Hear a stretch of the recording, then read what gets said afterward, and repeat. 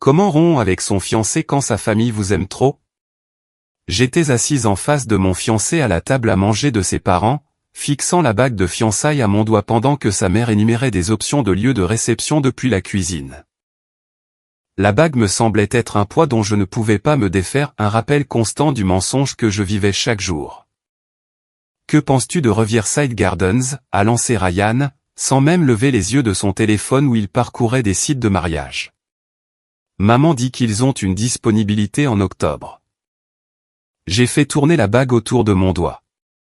Il y a 6 mois, cette conversation m'aurait rempli d'excitation. Maintenant, elle me donnait la nausée. Nous devons parler du mariage. Il a enfin levé les yeux. Ce même sourire vacant qu'il portait depuis des mois est resté alors qu'il disait « Je pensais que nous pourrions élargir la liste des invités.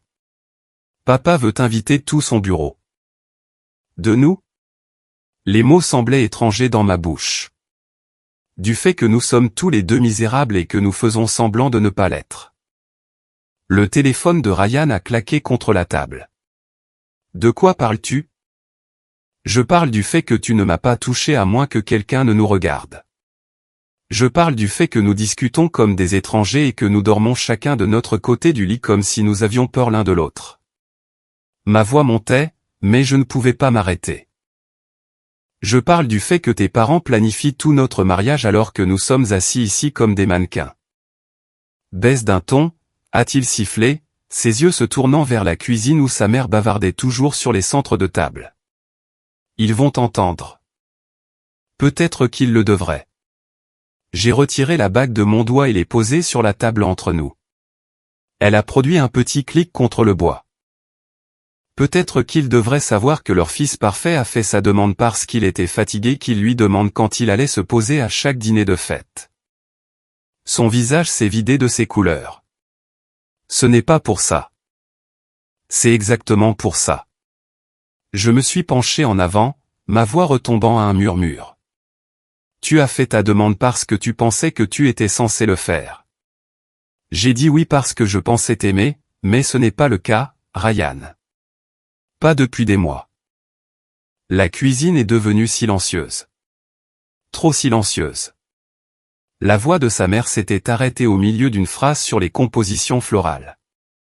Et tu ne m'aimes pas non plus, ai-je continué en regardant son visage se décomposer. Tu aimes l'idée de moi.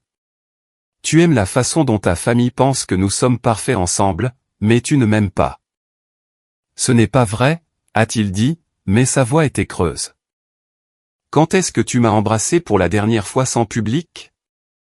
Quand avons-nous eu pour la dernière fois une conversation qui ne concernait pas l'organisation du mariage ou ce que tes parents veulent?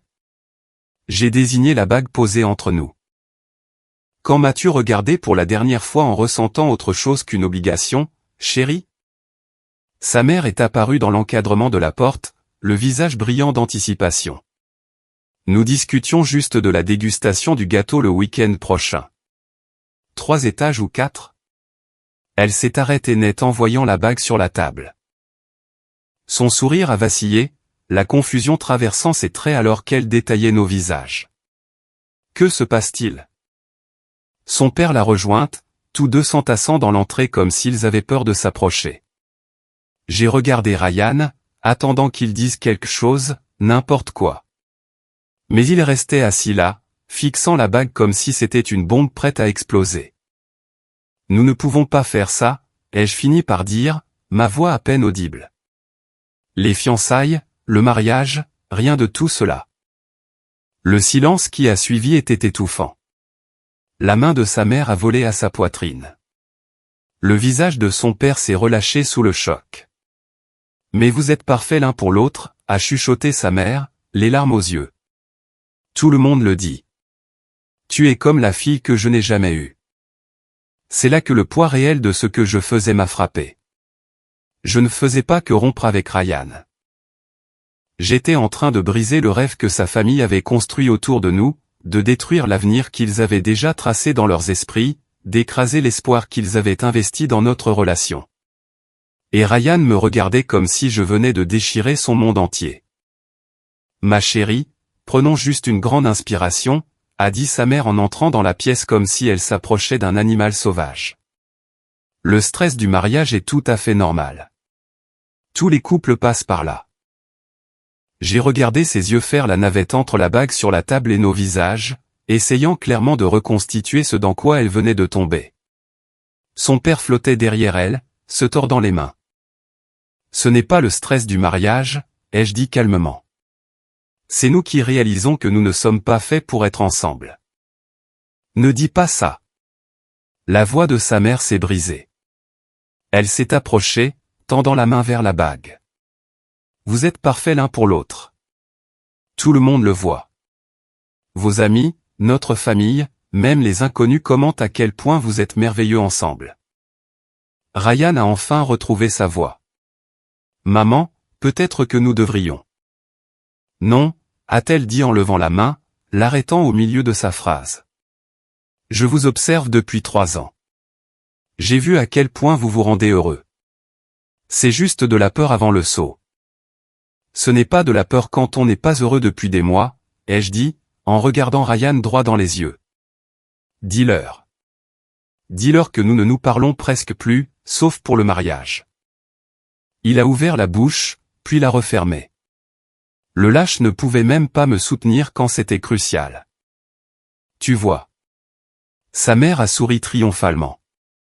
Il ne peut pas le dire parce que ce n'est pas vrai. Ryan, dis-lui à quel point tu l'aimes. La pause qui a suivi a été dévastatrice. Je pouvais voir Ryan lutter, son visage passant par diverses expressions comme s'il essayait différents masques. Ses parents attendaient, des sourires pleins d'espoir figés sur leur visage. A commencé Ryan, puis il s'est arrêté. Bien sûr que je l'aime. C'était la déclaration la plus faible que j'ai jamais entendue. Et même ses parents semblèrent le remarquer. Le sourire de sa mère a vacillé. Vous voyez? Je me suis levé, la chaise grinçant sur le sol. Il ne peut même pas le dire comme s'il le pensait vraiment. Ce n'est pas juste, a dit son père en prenant la parole pour la première fois. Ryan n'a jamais été doué avec les mots. Tu te souviens quand il était petit et qu'il ne pouvait pas nous raconter sa journée à l'école? Il montre son amour par des actions. Quelles actions? J'ai ri, mais il n'y avait aucun humour là-dedans. Faire défiler son téléphone pendant le dîner, s'endormir pendant les films, accepter n'importe quel plan de mariage que vous faites sans me demander ce que je veux. Il travaille dur pour assurer votre avenir, a dit sa mère défensivement. Il t'a acheté cette bague magnifique. Il a fait sa demande dans ton restaurant préféré. Il a fait sa demande là-bas parce que vous lui avez dit de le faire. Les mots sont sortis avant que je ne puisse les arrêter. Vous lui avez dit au dîner de Pâques que ce restaurant était romantique et qu'il devait s'en souvenir. La pièce est devenue mortellement silencieuse. Le visage de sa mère a pâli. Ce n'est pas, a commencé Ryan, mais le mal était fait. Tu as discuté de la demande avec ta mère? Je me suis tourné vers lui pour le fixer. Tu as planifié nos fiançailles avec ta mère? Ce n'était pas comme ça, a-t-il dit rapidement. Elle a juste mentionné. Oh mon Dieu. Je me suis laissé retomber sur la chaise. C'est elle qui a choisi le restaurant, n'est-ce pas? La bague aussi. Je l'ai aidé à choisir quelque chose que tu aimerais, a dit sa mère d'une voix qui devenait défensive. Je connais tes goûts mieux que quiconque. Vous connaissez mes goûts? J'ai regardé la bague posée sur la table. Elle était belle, mais elle ne m'avait jamais semblé être la mienne. Quand avez-vous appris mes goûts? Je fais attention. J'ai remarqué quels bijoux tu portes, quel style tu aimes. Je voulais m'assurer que Ryan fasse les choses parfaitement. Je me suis tourné vers Ryan. As-tu choisi quoi que ce soit par toi-même concernant nos fiançailles? Il avait l'air de vouloir s'enfoncer sous terre. J'ai choisi le moment. Quand il a jeté un coup d'œil à ses parents, puis s'est tourné vers moi. Je voulais attendre que ta promotion soit confirmée. Maman pensait que je devrais le faire avant que la saison des mariages d'été ne devienne trop chargée. Sa mère a de nouveau fait un pas en avant. J'essayais d'aider. Je voulais que tout soit parfait pour vous deux. Parfait pour qui, ai-je demandé. Parce que ce n'est parfait pour aucun de nous deux. Ça le sera, a-t-elle insisté. Une fois que vous aurez traversé cette mauvaise passe. Chaque relation en a. Ce n'est pas une mauvaise passe, ai-je dit, la voix montante. Ce sont deux personnes qui se sont contentées l'une de l'autre parce que c'était plus facile que d'admettre que nous n'allons pas ensemble. Vous n'allez pas mal ensemble, a dit son père fermement. Vous vous équilibrez. Ryan est plus extraverti quand tu es là. Tu es plus détendu avec lui. Je suis plus détendu parce que j'ai arrêté d'essayer, ai-je rétorqué. Et il est plus extraverti parce qu'il doit compenser le fait que nous n'avons presque rien à nous dire. Ryan a tressailli à ces mots, mais n'a toujours rien dit. Ses parents nous regardaient tour à tour comme s'il assistait à un match de tennis. C'est juste le stress qui parle, a répété sa mère. Mais sa voix était plus faible maintenant. Repoussons l'organisation du mariage de quelques semaines. Donnez-vous le temps de vous rappeler pourquoi vous êtes tombés amoureux. Nous ne sommes pas tombés amoureux, ai-je dit doucement. Nous sommes tombés dans une routine. Nous nous sommes installés dans le confort, et votre famille a comblé tous les vides là où les sentiments réels auraient dû se trouver. Le silence s'est éternisé. Les yeux de sa mère se sont de nouveau remplis de larmes. Son père avait l'air d'avoir reçu un coup de poing. Ryan s'est raclé la gorge. Peut-être devrions-nous en parler en privé. Non, a dit sa mère rapidement. Ne nous écartez pas. Nous sommes une famille.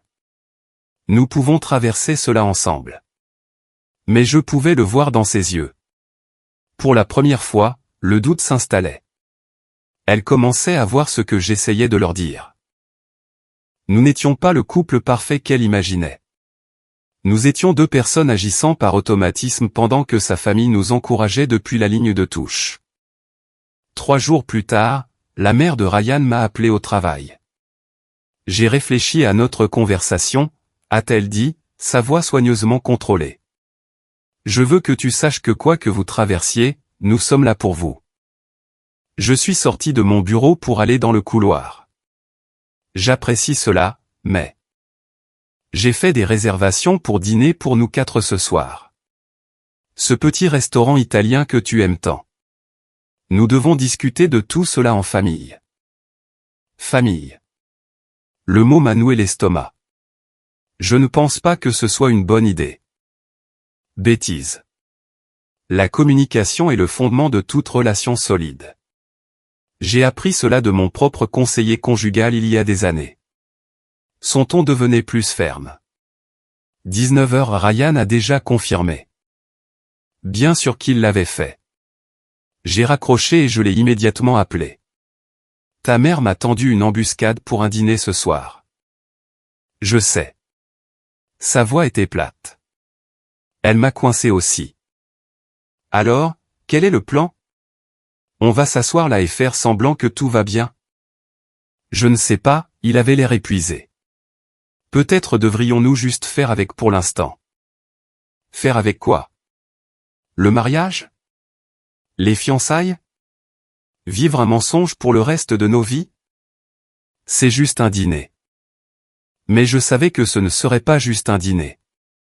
C'était la façon de sa famille de nous épuiser, de faire en sorte que le chemin de la moindre résistance mène directement à l'hôtel. Ce soir-là, j'étais assise en face de Ryan dans le restaurant italien, ses parents nous flanquant comme des gardes du corps. Sa mère avait commandé pour tout le monde, y compris du vin dont je ne voulais pas. Maintenant, a-t-elle dit en croisant les mains sur la table. Parlons de ce qui vous tracasse vraiment tous les deux. Nous vous l'avons déjà dit, ai-je dit doucement. Tu m'as dit que tu pensais que vous n'étiez pas compatibles. Mais la compatibilité, ce n'est pas seulement avoir tout en commun. C'est grandir ensemble, compléter les forces et les faiblesses de l'autre. Le père de Ryan a hoché la tête. Ta mère et moi sommes de parfaits opposés. Elle est organisée. Je suis dispersé. Elle est sociable. Je suis casanier. Mais nous faisons en sorte que ça marche parce que nous choisissons de faire en sorte que ça marche chaque jour. C'est différent, ai-je dit. Vous deux, vous vous aimez réellement. Les mots sont restés suspendus dans l'air comme un défi. Le sourire de sa mère s'est crispé. L'amour n'est pas seulement un sentiment, a-t-elle dit. C'est un choix. C'est un engagement. C'est être présent même quand les choses deviennent difficiles. Et si la difficulté est que nous ne sommes fondamentalement pas faits l'un pour l'autre? Alors vous trouvez comment être fait l'un pour l'autre. Elle a tendu la main sur la table et a tapoté la mienne. Je vous ai observé ensemble. J'ai vu comment tu t'illumines quand tu parles de ton travail et comment Ryan écoute chaque mot. J'ai vu comment il se détend quand tu es là. À quel point il devient plus lui-même. J'ai jeté un coup d'œil à Ryan qui fixait ses pattes intactes. Est-ce vrai? Est-ce que je m'illumine quand je parle de travail? Il a levé les yeux, sursautant. Quoi? Ta mère dit que je m'illumine quand je parle de travail en ta présence. Est-ce que tu vois ça? Il a regardé ses parents puis moi. Bien sûr, tu es passionné par ton métier, mais est-ce que je m'illumine davantage quand tu es là? Ou est-ce que je parle juste de travail parce que c'est le seul sujet sur que nous ayons? Le silence s'est étiré de façon inconfortable. Sa mère est intervenue. Vous voyez, c'est exactement ce que je veux dire. Vous analysez tout trop au lieu de simplement apprécier la compagnie de l'autre. Peut-être qu'on analyse trop parce qu'il n'y a plus rien de naturel à ressentir, ai-je dit. Ne sois pas ridicule, a lancé son père. Vous êtes ensemble depuis 3 ans. On ne reste pas avec quelqu'un aussi longtemps s'il n'y a rien. On le fait si tout le monde autour de nous nous répète sans cesse à quel point nous sommes parfaits ensemble, ai-je dit, en regardant Ryan directement. On le fait si rompre semble plus difficile que de rester ensemble. Ryan a posé sa fourchette. On ne peut pas faire ça ici? Où d'autres allons-nous le faire, ai-je demandé. À la maison, où nous nous évitons? Chez tes parents, où ils planifient tout notre mariage sans nous demander ce que nous voulons? Nous demandons ce que vous voulez, a dit sa mère défensivement. Je t'ai envoyé des options de lieux toute la semaine. Vous m'avez envoyé des lieux que vous aviez déjà sélectionnés. Vous n'avez pas demandé si je voulais un grand mariage ou un petit. Vous n'avez pas demandé si je voulais une cérémonie à l'église ou en plein air. Vous avez supposé. J'essayais d'aider, a-t-elle dit, sa voix devenant plus tranchante. La plupart des mariés apprécieraient de ne pas avoir à faire des recherches sur chaque prestataire elle-même. La plupart des mariés veulent avoir leur mot à dire sur leur propre mariage. Tu as ton mot à dire. Tu peux choisir entre les options que je propose. Ce n'est pas la même chose. Je me suis de nouveau tourné vers Ryan. Tu vois ce que je veux dire?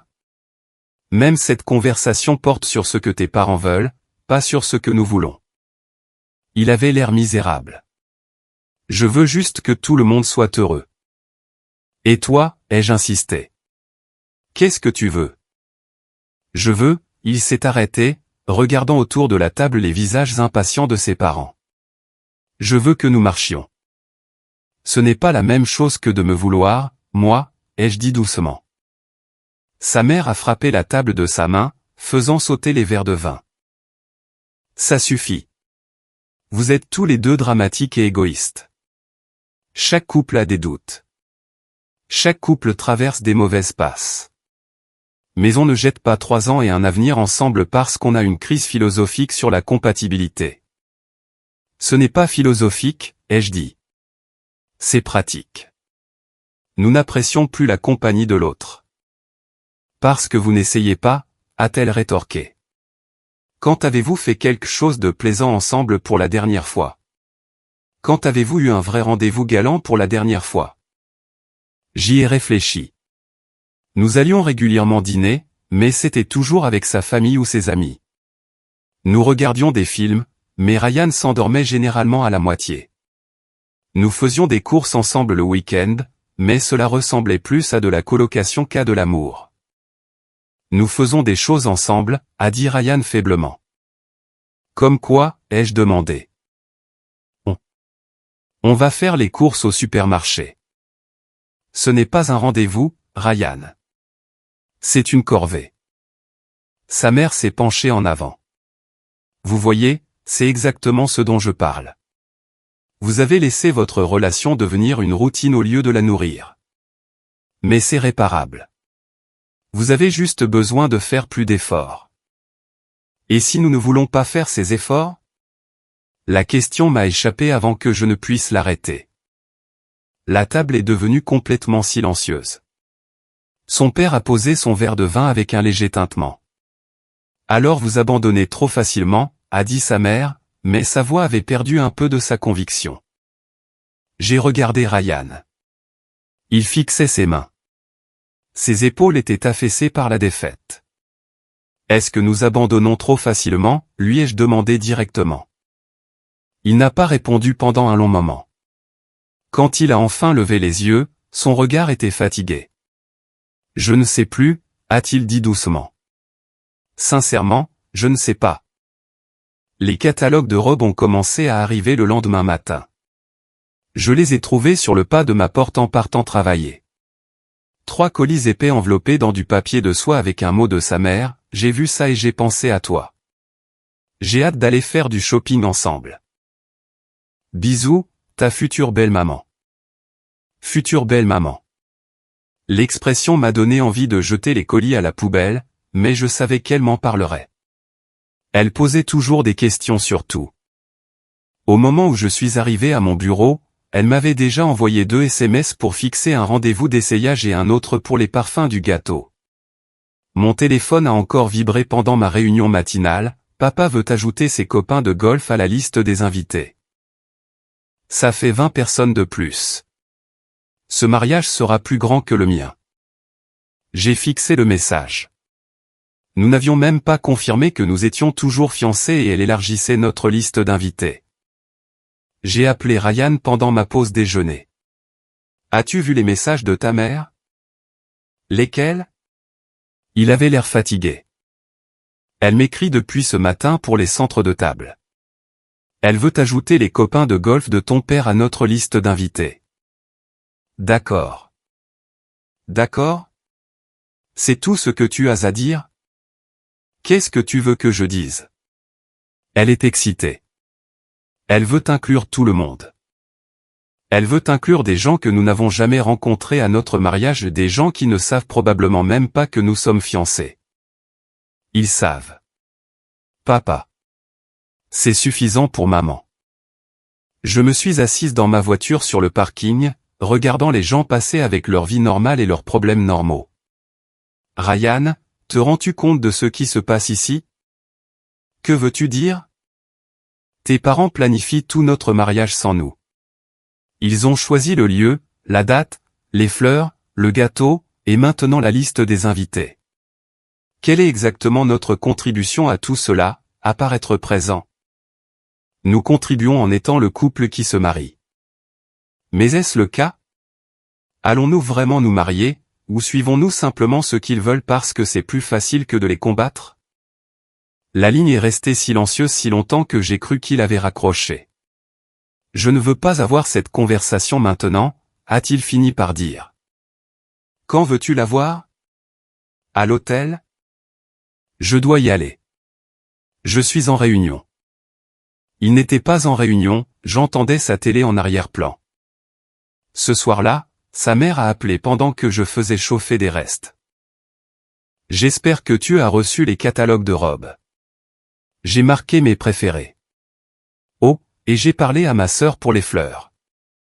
Elle connaît quelqu'un qui peut faire les arrangements pour la moitié du prix habituel, mais nous devons réserver bientôt. Nous n'avons même pas encore confirmé de lieu.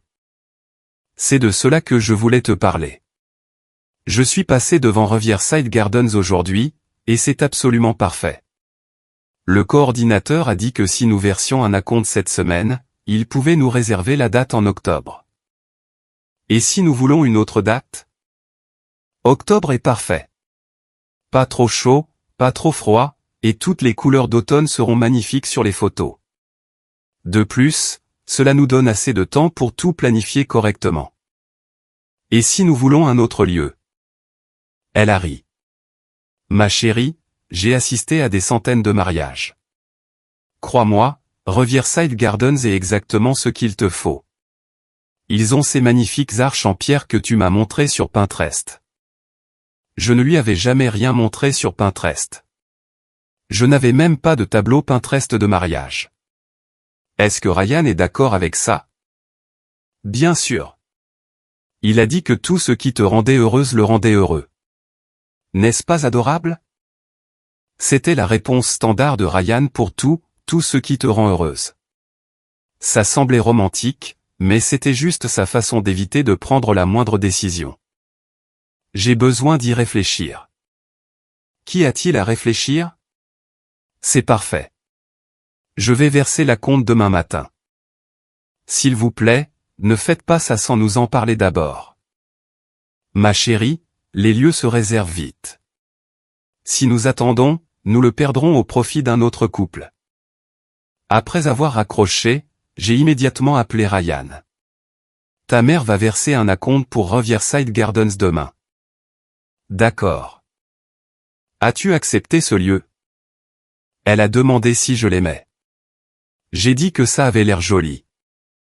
Donc tu as accepté? J'ai dit que ça avait l'air joli. Ce n'est pas la même chose que de donner son accord à ta mère. Si, ça l'est. Elle pense que ça a l'air joli et signifie de réserve immédiatement. Alors rappelle-la et clarifie les choses. Pourquoi ne l'appelles-tu pas, toi? C'est ta mère. Elle a déjà pris sa décision. Tu sais comment elle est quand elle est excitée par quelque chose. Je le savais. Sa mère abordait l'organisation du mariage comme une campagne militaire, avec des feuilles de calcul, des chronologies et des réunions avec les prestataires prévues des semaines à l'avance. Elle avait déjà réservé une dégustation dans 3 boulangeries différentes et pris des rendez-vous avec 2 photographes. C'est de la folie, ai-je dit. Elle planifie notre mariage plus vite que nous n'avons planifié nos fiançailles. Elle essaie juste d'aider. Aider à quoi? À s'emparer de tout notre mariage. Elle veut que ce soit parfait. Parfait pour qui? Parce qu'on n'a pas l'impression qu'elle tient compte de ce que nous voulons vraiment. Qu'est-ce que nous voulons vraiment? A demandé Ryan, et la question est restée suspendue entre nous. J'ai réalisé que je n'avais aucune idée de la réponse. Je ne savais pas quel genre de mariage je voulais parce que je n'étais pas sûr de vouloir épouser Ryan tout court. Et il ne le savait manifestement pas non plus, c'est pourquoi il se rangeait systématiquement à tout ce que sa mère suggérait. Je veux avoir l'impression que nous avons notre mot à dire sur notre propre mariage, ai-je fini par dire. Nous avons notre mot à dire. Nous pouvons opposer notre veto à tout ce qui ne nous plaît pas. Quand? Après qu'elle l'ait déjà réservé? Après qu'elle l'ait déjà dit à tout le monde? Après avoir déjà versé des acomptes? Elle ne réservera rien que nous détestons. Comment sait-elle ce que nous détestons si nous ne lui disons jamais ce que nous aimons? Un autre long silence. Je dois y aller, a dit Ryan. Mon père veut regarder le match. Le lendemain matin, je me suis réveillé avec un SMS de sa mère, l'acompte est versé. Nous sommes officiellement réservés à Riverside Gardens pour le 15 octobre. C'est l'heure de commencer le shopping pour la robe. Elle avait inclus 3 emojis cœur et une bouteille de champagne. Je suis resté au lit à fixer le message, réalisant que ma date de mariage venait d'être décidée sans moi. Mon lieu avait été choisi sans moi. Mes fleurs allaient être arrangées par quelqu'un que je n'avais jamais rencontré, et ma liste d'invités s'allongeait pour inclure des gens que je n'avais jamais vus. J'étais sur le point d'épouser quelqu'un que je n'aimais pas lors d'un mariage organisé par des gens qui n'étaient pas moi, entouré d'inconnus qui étaient là pour sa famille, pas pour nous. Et le pire, c'est que tout le monde continuait à agir comme si c'était normal, comme si les mariés étaient censés être reconnaissantes quand leur future belle-mère prenait les choses en main, comme si je devais être ravi que quelqu'un d'autre s'occupe de tous les détails stressants. Mais ce n'étaient pas les détails qui me stressaient. Je me noyais dans la réalisation que ma vie entière était décidée par un comité, et j'étais la seule à m'en rendre compte. Le SMS suivant de Ryan est arrivé 1 heure plus tard, maman dit que le lieu est superbe. Elle a hâte de te voir dans ta robe. Il ne se souvenait même pas qu'il n'avait pas encore vu le lieu lui-même. L'excitation de sa mère devenait sa réalité, et mes doutes étaient écrasés par leur enthousiasme collectif. Je disparaissais de mes propres fiançailles, une décision après l'autre. Ryan a laissé son téléphone sur le comptoir de la cuisine pendant qu'il se douchait, et je n'avais pas l'intention de le regarder jusqu'à ce qu'il vibre avec un message de son colocataire d'université. « Mec, tu es prêt pour la vie de marié ou quoi ?» La réponse est revenue immédiatement, mais Ryan était toujours sous la douche. L'eau coulait, la vapeur embuait la porte de la salle de bain, et son téléphone s'illuminait de messages qu'il semblait avoir envoyés. J'ai pris le téléphone. Pas vraiment, disait le message que je ne l'avais certainement pas vu taper. Honnêtement, j'appréhende. Mon estomac s'est noué. J'ai fait défiler l'écran pour voir la suite de la conversation. Maman continue de pousser pour un mariage plus grand. Ça devient incontrôlable. Dis-lui juste de calmer le jeu. Je ne peux pas. Elle a déjà tout réservé. En plus, elle perdrait la tête si je disais quoi que ce soit de négatif sur le mariage. Et ta copine? Elle n'a pas son mot à dire? Elle n'est pas heureuse non plus, mais elle ne l'admettra pas. On agit juste par automatisme à ce stade. J'ai continué à faire défiler, trouvant des semaines de conversation que je n'avais jamais vues. Parfois, je pense que nous devrions simplement tout annuler.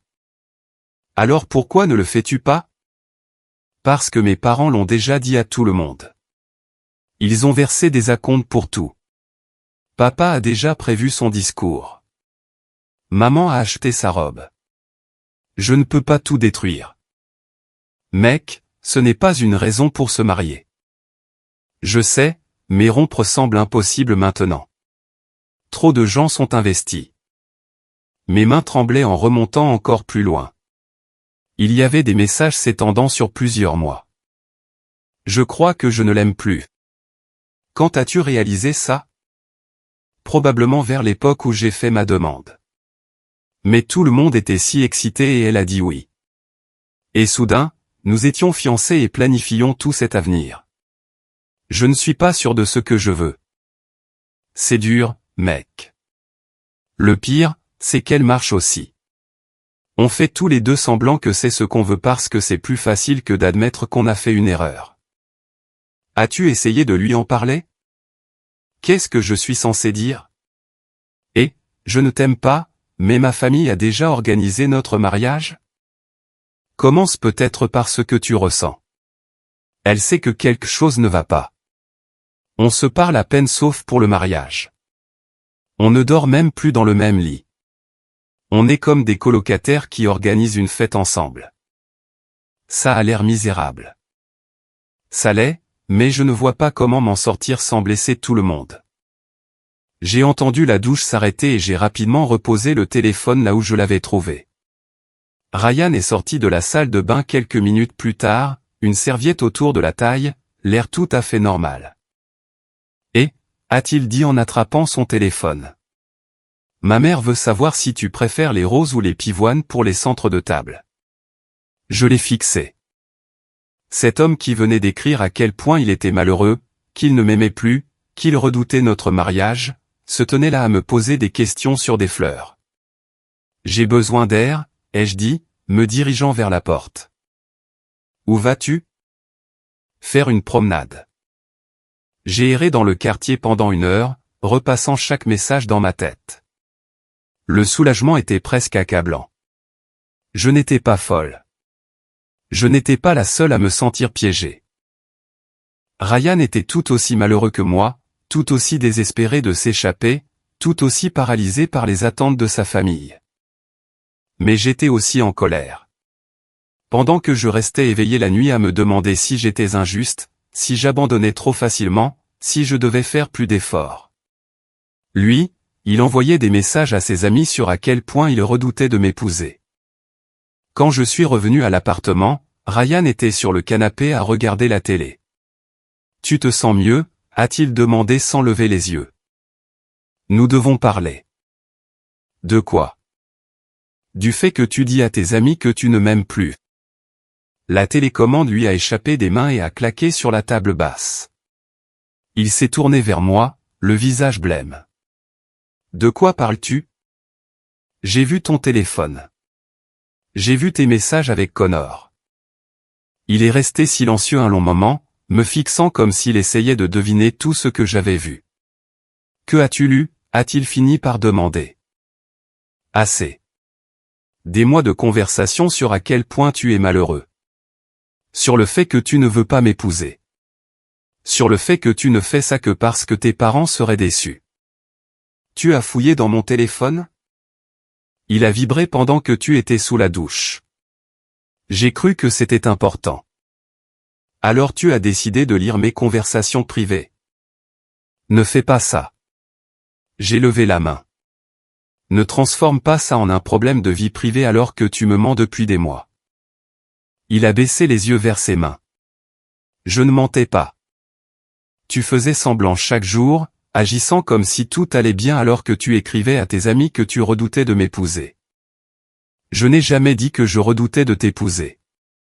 Tu as dit que tu redoutais la vie de mariée. Tu as dit que tu ne m'aimais plus. Tu as dit qu'on agissait par automatisme. Il s'est arrêté, réalisant qu'il était inutile de nier ce que j'avais littéralement lu de mes propres yeux. Pourquoi ne me l'as-tu pas dit, ai-je demandé. Te dire quoi? Que tu te sentais comme ça. Que tu étais malheureux. Que tu voulais arrêter. Parce que je pensais que peut-être ça s'améliorerait. Que c'était juste une mauvaise passe. Pendant des mois. Tu pensais qu'on traversait une mauvaise passe de plusieurs mois et que la solution était d'organiser un mariage? Je pensais que se marier arrangerait les choses. Nous donnerait un but commun. Se marier ne répare pas une relation brisée, Ryan. Ça te lie juste légalement à quelqu'un avec qui tu ne veux pas être. Je veux être avec toi. Ah bon? Parce que tes messages disent le contraire. Il est redevenu silencieux, fixant l'écran de télévision sans le voir. Je veux avoir envie d'être avec toi, a-t-il dit doucement. Ce n'est pas la même chose. Je sais. Alors qu'est-ce qu'on fait maintenant? Je ne sais pas. Eh bien, moi je sais. Je me suis assise en face de lui. On arrête de faire semblant. On arrête de jouer la comédie. On arrête de planifier un mariage dont aucun de nous ne veut. Mes parents vont. Tes parents survivront. Ils seront déçus, mais ils survivront. Ils ont déjà investi tellement d'argent, tellement d'organisation. Ce n'est pas de notre faute. Nous ne leur avons pas demandé de réserver des lieux et d'engager des traiteurs avant que nous soyons prêts, ils l'ont fait pour nous. Enfin, ils l'ont fait pour eux-mêmes. Ils l'ont fait parce qu'ils voulaient organiser un mariage. Pas parce que nous leur avons demandé. Ryan m'a regardé, m'a vraiment regardé pour la première fois depuis des mois. Tu es en train de dire que nous devrions rompre? Je dis que nous devrions être honnêtes sur ce que nous savons déjà tous les deux. Nous ne sommes pas heureux ensemble. Nous ne le sommes plus depuis longtemps, et se marier n'y changera rien. Mais si on le regrette? Et si on regrette d'être restés ensemble? Et si on se réveille dans 5 ans en réalisant qu'on a gâché les meilleures années de nos vies à faire semblant d'être amoureux? Il n'avait pas de réponse à cela. Ton ami Connor avait raison, ai-je dit.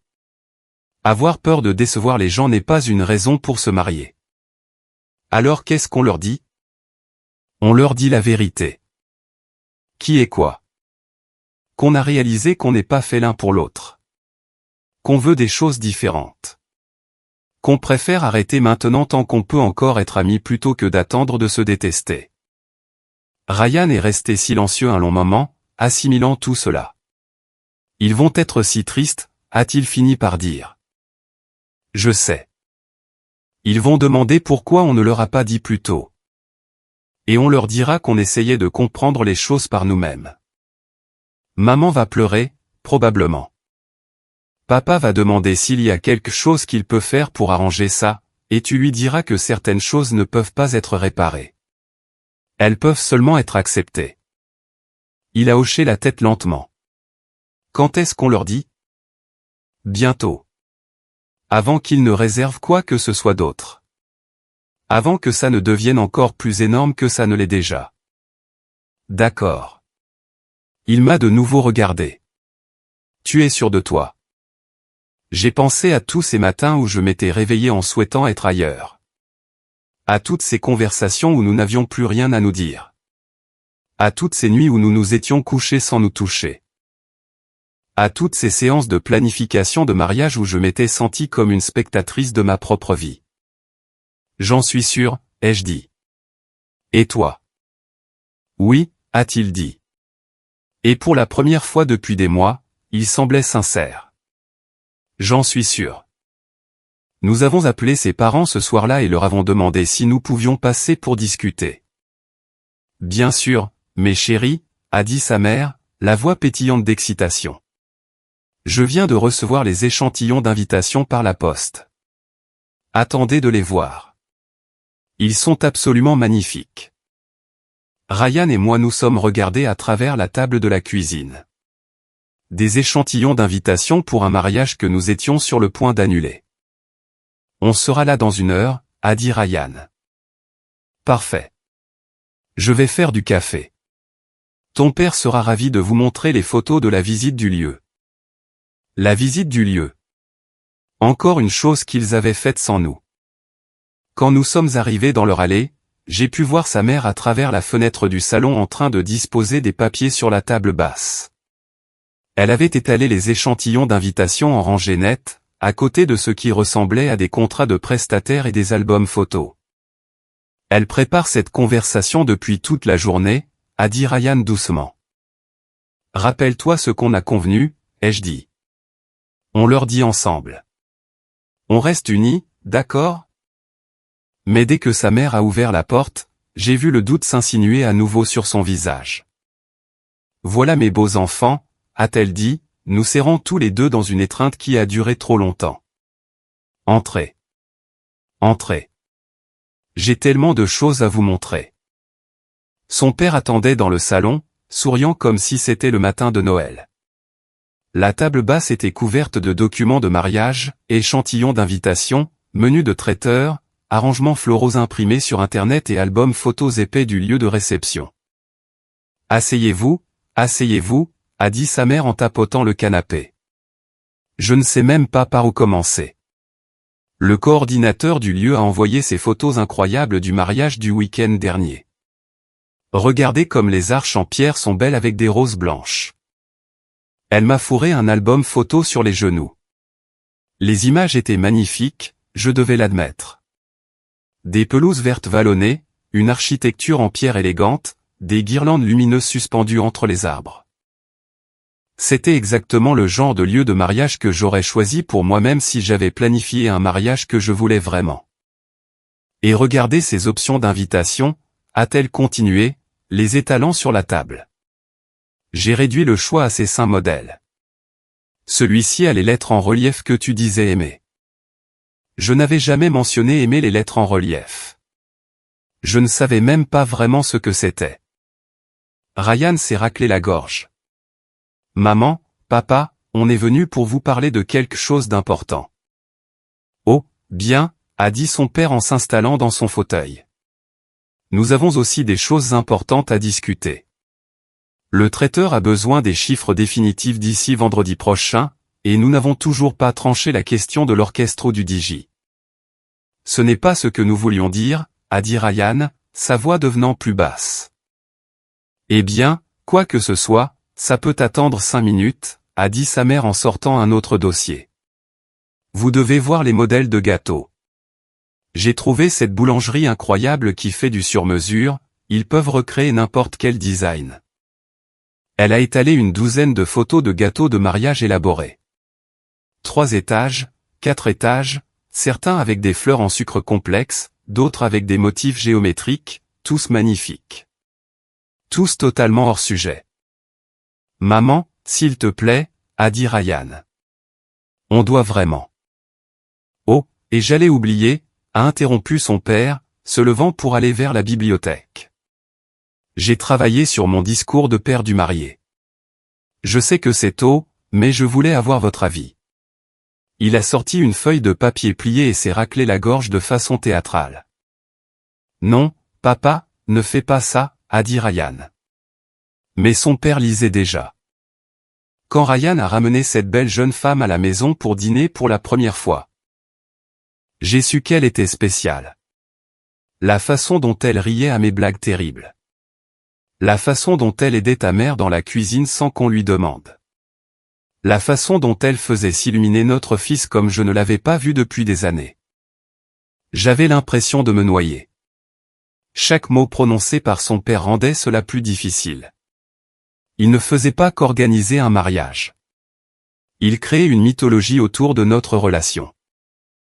Ils avaient construit tout un récit sur la perfection de notre couple, sur la joie que nous nous apportions mutuellement, sur le fait que nous étions destinés l'un à l'autre. Et rien de tout cela n'était vrai.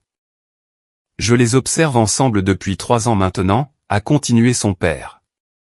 Et je n'ai jamais vu 2 personnes mieux assorties. Ils se complètent en tout point. Là où Ryan est impulsif, elle est réfléchie. Là où elle est prudente, il est aventureux. Ils se rendent meilleurs l'un l'autre. Ryan fixait ses mains.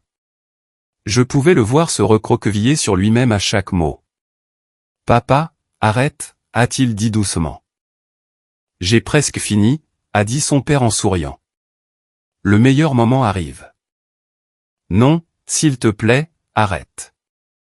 Mais je veux arriver au passage sur les petits-enfants, a ajouté sa mère. Dis-leur ce que tu as écrit sur les petits-enfants.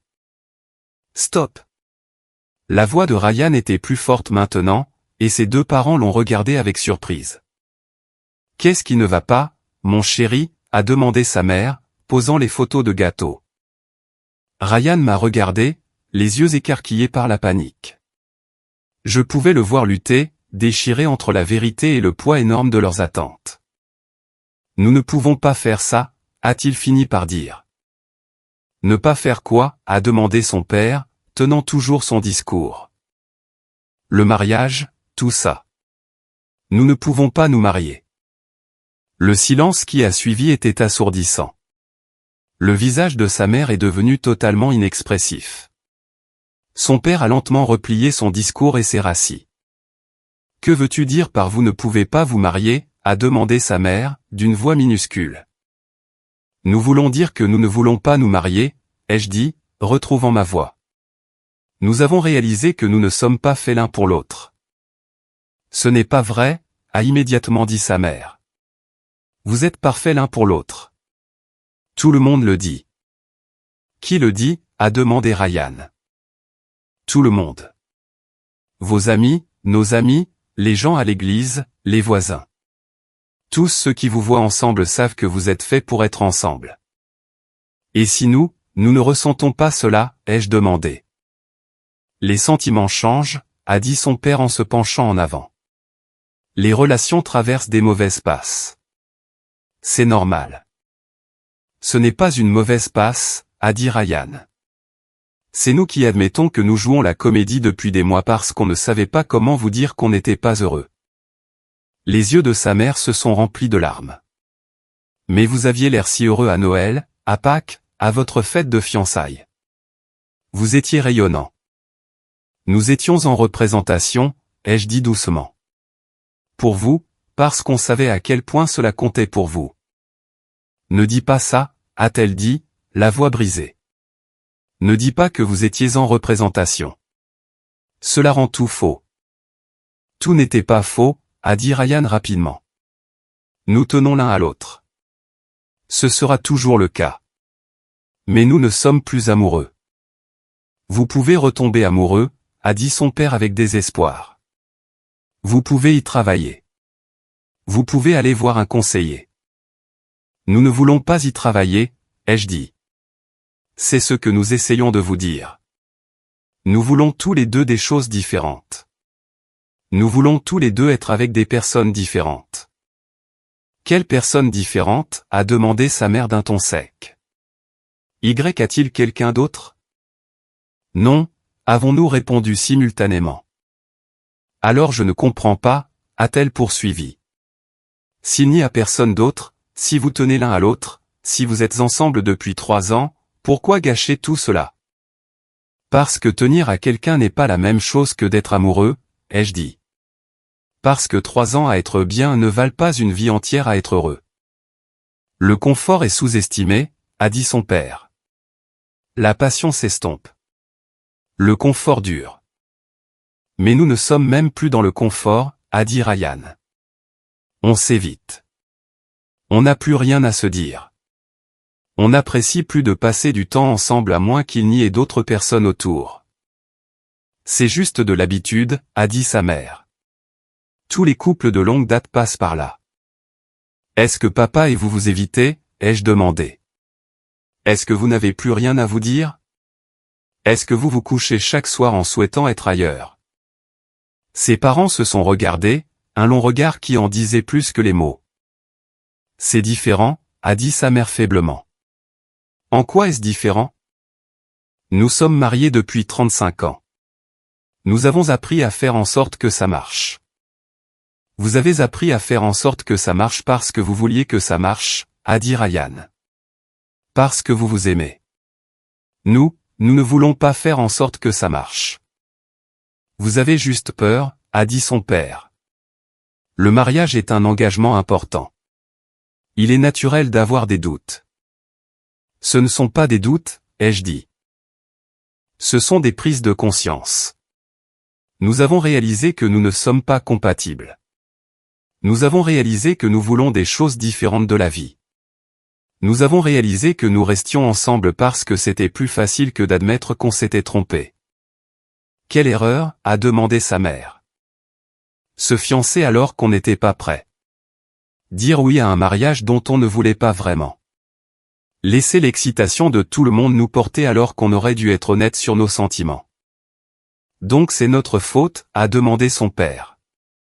Parce qu'on était excité par vos fiançailles? Non, a dit Ryan rapidement. C'est notre faute à nous de ne pas avoir été honnêtes plus tôt.